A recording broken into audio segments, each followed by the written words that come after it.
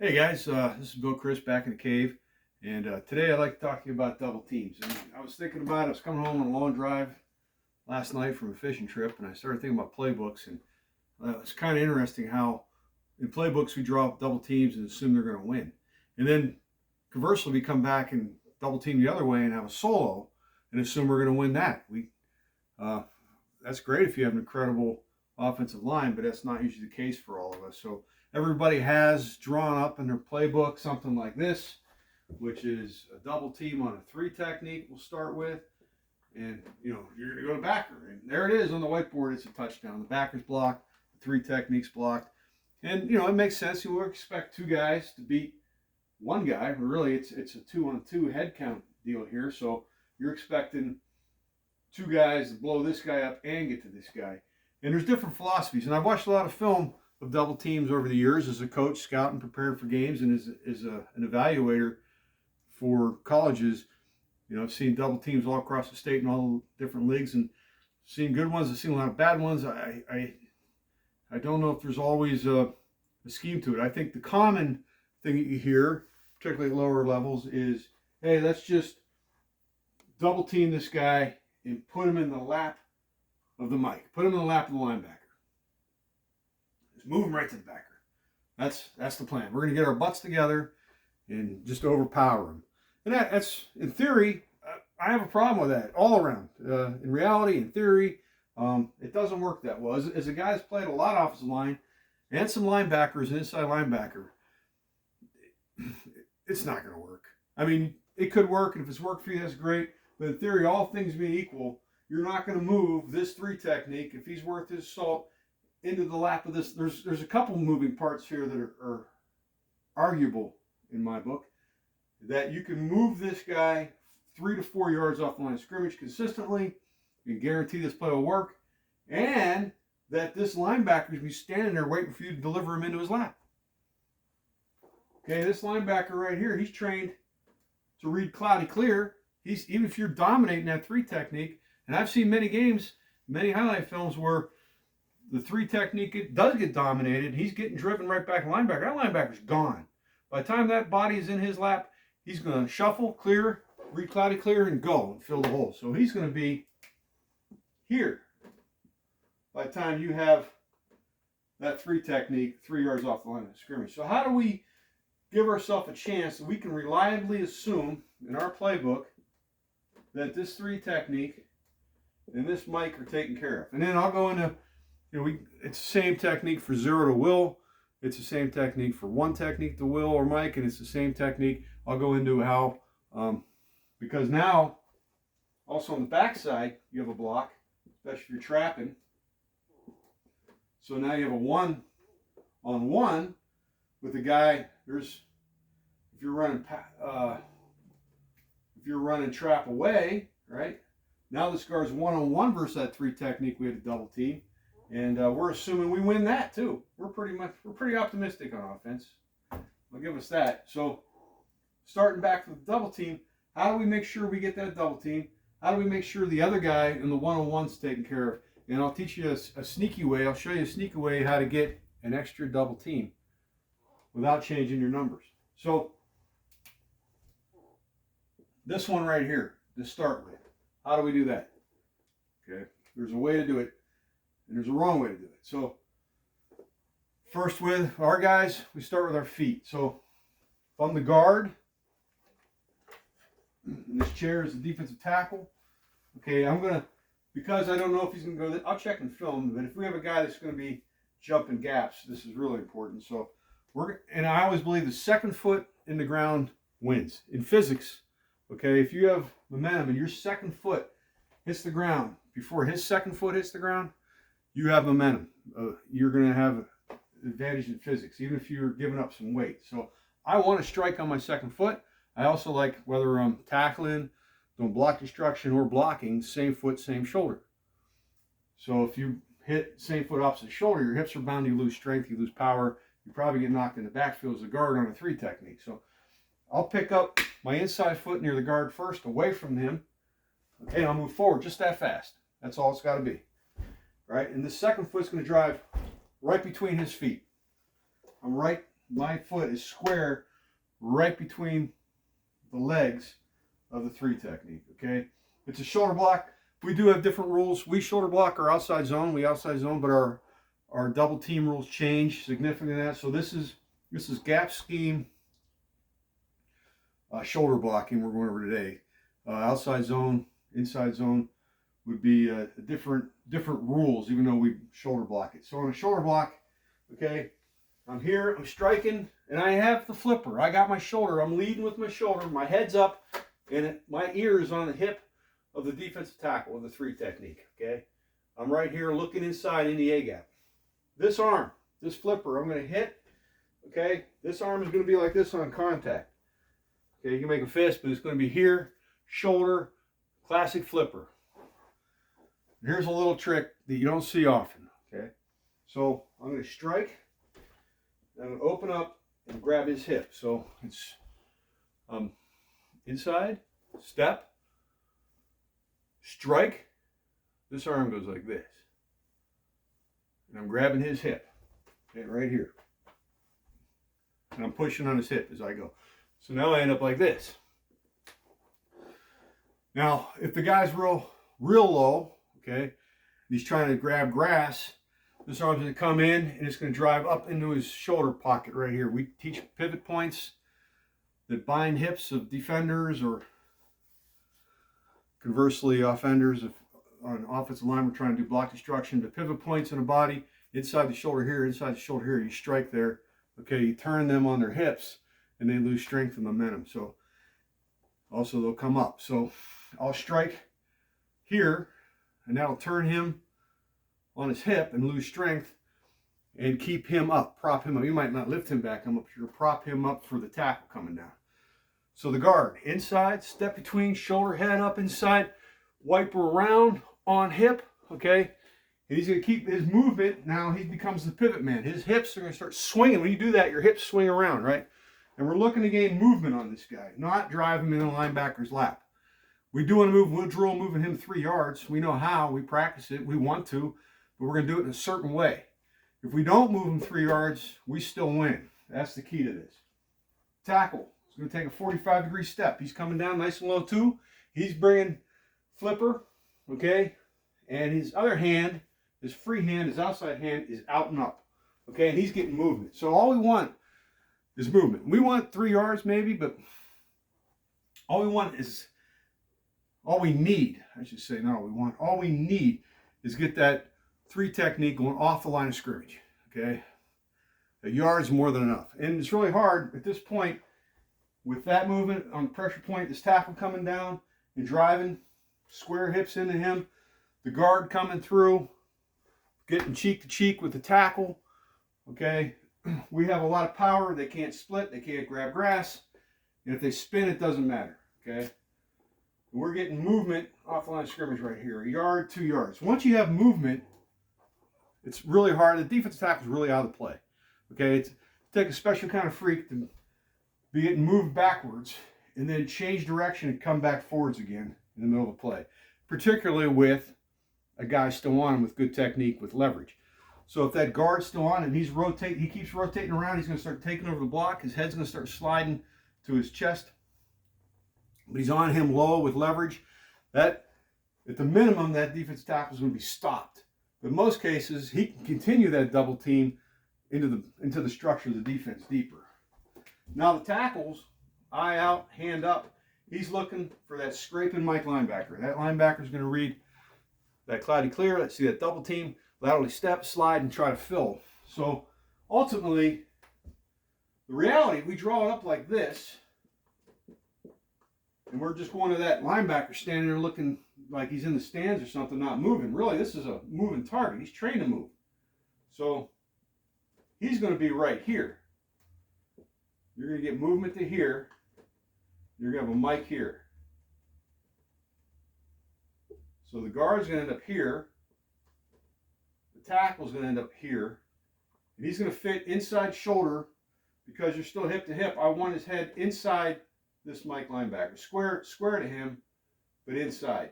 I do not want that linebacker scraping and splitting, because I'm coming off now. If it's still a double team, it's not a problem. These guys, but ideally we get movement. He's coming off. The tackle now gets bumped and he's opening up and he's coming off, but he's still going to stay square up to inside that mic. So his tackle is going to be here, because I'd rather have him here and square than outside and have the mic gain leverage and cut him off here. If we get beat here, the tackle's a no gain or a yard gain. Okay, if we get inside or square up that mic, he's got to chase.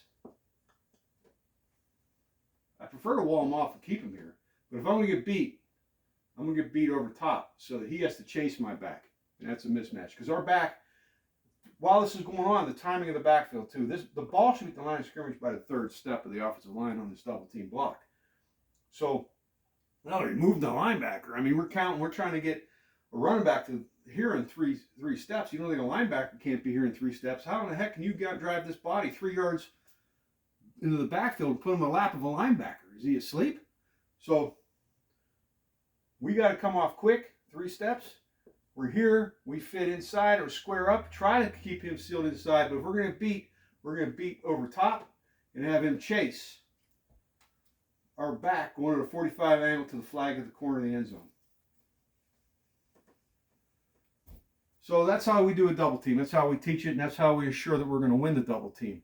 Okay, we are going to start with our footwork, our eye and head placement, shoulder, okay, to hand placement, finishment on the movement, and recognizing who comes off. The only challenge here is sometimes you might get this, where the mic's going to blitz, especially in high school.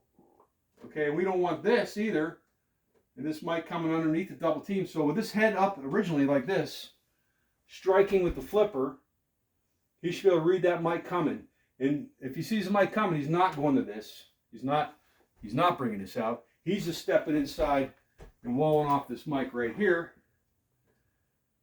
The tackle's still coming down with that 45, and what we have is 2 down blocks, and we're still off to the races. So that technique all the way through movement assures us a good chance of winning a double team and taking care of the backer. I mean, sometimes I see a lot of time on film where they win the double team, but the linebacker's making the play.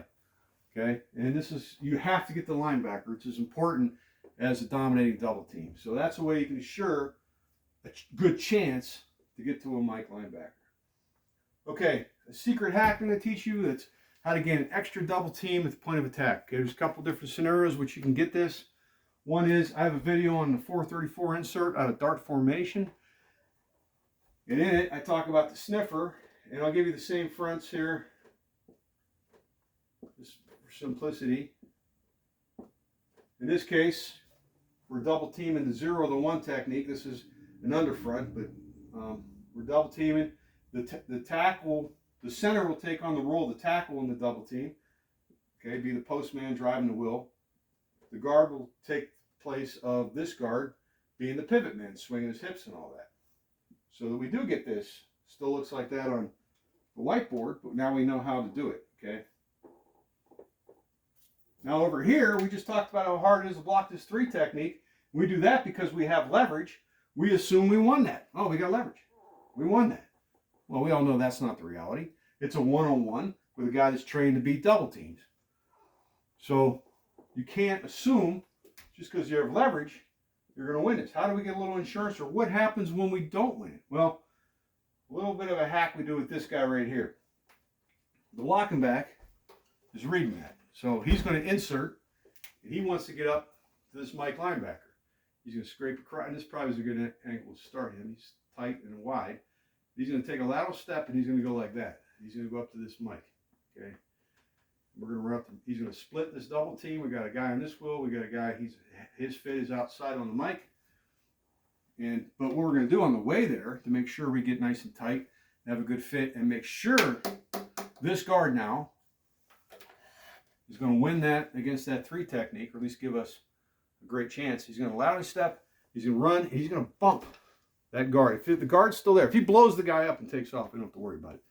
But he's going to look to, and this make sure he's tight enough. He's going to look to put his hip as he goes by and bump that guard. on the 3 technique. This gives a guard a little burst of power. Okay, it forces this hole open. It also prevents him from sliding off inside and clogging us, because now the blocking back's there. Hopefully that doesn't happen, because we still got to deal with the mic. But that bump is really quick. Like I said, all we need is movement, a little bit of momentum. And when we get the momentum here, if we have good leverage, he's now has a really good chance of winning this. And we get it to the mic, and we fit out inside, and we have a good play. Okay, another way bumps can help is between linemen. So if you played O-line, you know you get a negative if you give up any ground whatsoever. You cannot be stalemate in the line of scrimmage, particularly a center. Okay, so if you have a center, a 0, I'll draw an odd front here, because it really applies to that. This guy is usually a stud. Again, trained not to be double teamed, trained to dominate the line of scrimmage. Often he's a 2-gapper. Okay, now we draw this up. Okay, and you might get a double team here, but if you don't, in this type of structure against an odd, if I can get this guy free to get this far linebacker, we are going to win the football game. Okay, so I want to do everything I can to make sure I have a guy that can beat the 0 technique or the 1 technique here. Okay, 1-on-1. How do I get that insurance? Because unless I have an NFL All-Pro every season in high school, I can't assure that I'm going to win 9 games against 9 different nose guards every play. So what I do is the bump technique. So when this guard pulls his track, I've drawn up before this way too, you know, square across, but his track is not square across. His track should be gained ground like that, right? So on the way, what we do is if this nose guard neutralizes this center and stalemates him at the line of scrimmage, the guard will bump him. So bump trap in the left, there's my center, I pull, oh my goodness, he's still on the line of scrimmage. His butt's still the same place we snapped the ball. As I'm gaining my track, I will go right through. I'm not going to go around him. Okay, I'm going to go through his butt. I'm going to bump him as I go by. Okay, that'll give him a push, give him a little help. I just got a double team. Without changing the numbers, without adding numbers, I got a double team here. Because once again, all I need is a jolt to gain momentum. If we have low fit leverage, he's going to get movement, and I'm still on track. I have not used an extra number. I've not lost a number. I've just gained an extra double team. Okay, on the power play, with a wrap, it's the same concept. So if we're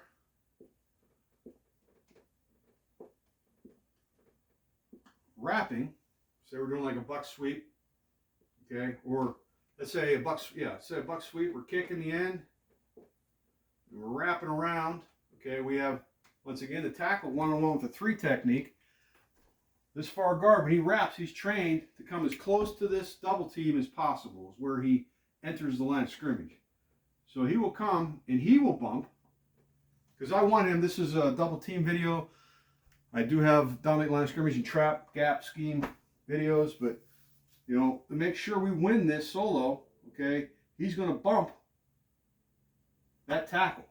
And what else it does is, the technique is for this guard to come and wrap this pivot point as close as possible, because you wrap it tight, you can take care of the main threat. He's looking inside. The main threat is linebacker scraping from inside out. If there's no linebacker there, and there's someone here, he still has the right angle inside out to get to that block. But if he's out here in space, okay, he's really ineffective. It's hard. Now he's got to go 1-on-1 in space versus an athlete here, and or this mic can scrape right up in the space and make the tackle right behind him. So I want my guards to wrap as tight as they can to the pivot point of the tackle on that type of play. So I also want them on the wrap, okay, he's there, he's somewhat neutralized, come through his butt and bump him on the way by. That ensures I'm tight, and it ensures I get movement on that 1-on-1. So now I've gained, technically, because I said all I want's movement, all I need is a second, and it's a double team. I've gained a double team here. Okay, this is a buck sweep, so at the point of attack now, bam, bam, and I'm still in position to wall off a linebacker.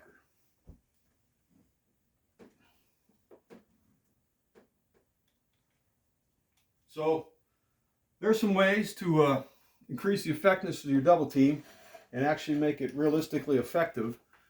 and your one-on-one blocks away from the double team, then now you expect to win just because you have leverage. But there's a guy trained to beat double teams. All of a sudden we assume we're going to beat him just because we have leverage on a 3 technique we're trapping away. Is the bump technique. It's I see it not very often on film, so if you're one of the few guys that watch this video, you might have an edge on your competition. And really, it might look like an accident on film anyway. I don't know if it'll take off. It's an old school technique, but it's really a way to gain a body, to gain some power at the point of attack. That's I don't think I've ever seen. I've watched a lot of film. I don't think it's ever seen it used on purpose. I don't know if I've ever seen it used by accident, but that's something to consider and add to your arsenal to ensure that these plays work. Have the good fundamentals. If you want to go to linebacker's lap, that's fantastic. I'm not here to say do it. I'm saying if you're having trouble with linebacker lap philosophy, your double teams aren't satisfied to you, and you look at film and you self-scout, you might want to look at this technique that I taught you, and you might want to look at adding the bump technique in the appropriate situations on wrapping guards and blocking backs. So that sums it up. Hope you have a great spring, great Easter. I really appreciate you watching. Take care. See you next time.